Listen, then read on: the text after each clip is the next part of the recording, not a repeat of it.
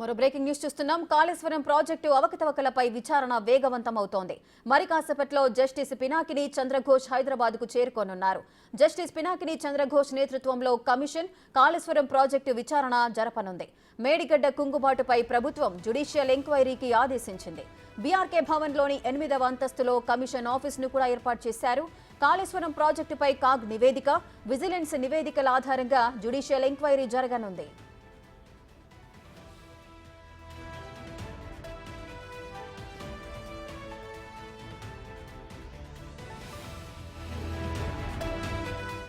జాతీయ dam safety authority నివేదికపై అధికారులతో సమావేశం జరగనుంది. ఆ తర్వాత 25న మేడిగడ్డ, అన్నారం, సుందిళ్ల బ్యారేజీల్లో క్షేత్రస్థాయి పరిశీలనకు కమిషన్ సభ్యులు వెళ్లనున్నారు. 26, 27 తేదీల్లో నీటిపారుదల శాఖ అధికారులతో మరోసారి మీటింగ్ ఏర్పాటు చేస్తారు.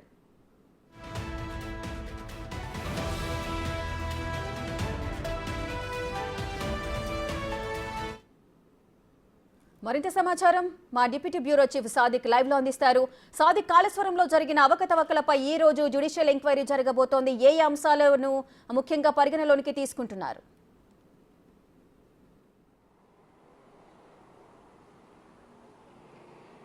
రేఖ, మరి కాసేపట్లో బీఆర్కే భవన్ కు జస్టిస్ పినాకిని ఘోష్ చేరుకోబోతున్నారు. ఆయన కాళేశ్వరం ప్రాజెక్టులో జరిగినటువంటి అవకతవకలు, అదేవిధంగా మేడిగడ్డ, అన్నారం, సుందిళ్ల ప్రాజెక్టులో జరిగినటువంటి అనేక అంశాలతో పాటుగా మేడిగడ్డ పిల్లల కుంగుపాటుతో పాటుగా కాళేశ్వరం ప్రాజెక్టుకు వెచ్చించినటువంటి ఆర్థిక వ్యయం ఇంత పూర్తి స్థాయిలో కూడా నివేదిక కోసం కాంగ్రెస్ ప్రభుత్వం ముఖ్యమంత్రి రేవంత్ రెడ్డి ఆధ్వర్యంలో ఈ పినాకిని ఘోష్ కమిషన్ ఏర్పాటు చేసింది. ఆయన నేటి నుంచి కూడా విచారణ ప్రారంభించబోతున్నారు. మరి కాసేపట్లో సెక్రటరియట్లో దగ్గర ఉన్నటువంటి బీఆర్కే భవన్లో 8వ ఫ్లోర్లో ఆయనకు ప్రత్యేకమైన ఛాంబర్ను ఏర్పాటు చేయడం జరిగింది. ఆయన కొద్దిసేపటి క్రితమే హైదరాబాద్కు చేరుకున్నారు. ఆయనకు రిసీవ్ చేసుకునేందుకు ఇరిగేషన్ శాఖ ముఖ్య కార్యదర్శితో పాటుగా ఇరిగేషన్ అధికారులందరూ కూడా శంషాబాద్ ఎయిర్పోర్ట్కు వెళ్లారు. మరి కాసేపట్లో బీఆర్కే భవన్కు చేరుకోబోతున్నారు. 8వ ఫ్లోర్లో ఆయన యొక్క ఆఫీస్లో ఈరోజు సమీక్ష సమావేశం ఉండబోతుంది. ఇరిగేషన్ సంబంధించినటువంటి అధికారులతో పూర్తి స్థాయిలో నివేదికలు తీసుకున్న తర్వాత రేపు క్షేత్రస్థాయిలో పర్యటించేందుకు కాళేశ్వరం ప్రాజెక్టుకు వెళ్ళబోతున్నారు. మేడిగడ్డ, అన్నారం, సుందిల ఈ 3 బ్యారేజీల పైన కూడా అధ్యయనం చేసేందుకు వెళ్ళబోతున్నారు. అంతకంటే ముందుగా కూడా కాగ్ నివేదిక, అదేవిధంగా విజిలెన్స్ అండ్ ఎన్ఫోర్స్మెంట్ ఇచ్చినటువంటి నివేదికతో పాటుగా డ్యామ్ సేఫ్టీ అథారిటీ ఇటీవల చేసినటువంటి మధ్యంతర నివేదిక, ఈ 3 అంశాలతో పాటుగా ఈ కాళేశ్వరం ప్రాజెక్టుకు సంబంధం ఉన్నటువంటి 32 శాఖల సంబంధించినటువంటి ముఖ్యమైన అధికారులతో కూడా ఈ పినాకిని ఘోష్ కమిషన్ అయితే వాళ్ళకి విచారణ చేయబోతుంది.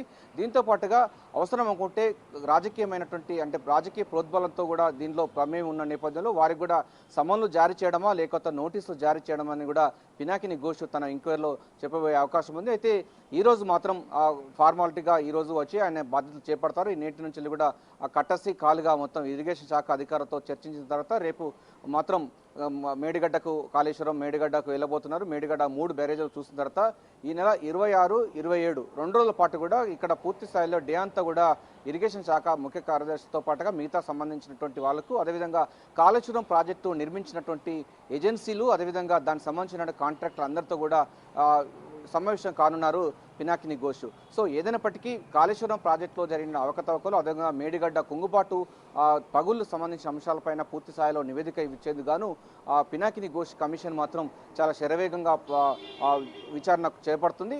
ఈ నెల జూన్ 30 తారీఖు వరకు మొత్తం పూర్తి స్థాయిలో నివేదిక ఇవ్వాలని ప్రభుత్వం ఇప్పటికే గెజెట్ కూడా జారీ చేసిన ధర్మిలో దానికి సంబంధించినటువంటి ఎంక్వైరీ అన్నది చాలా వేగవంతంగా జరుగుతూ ఉంది. రేఖ.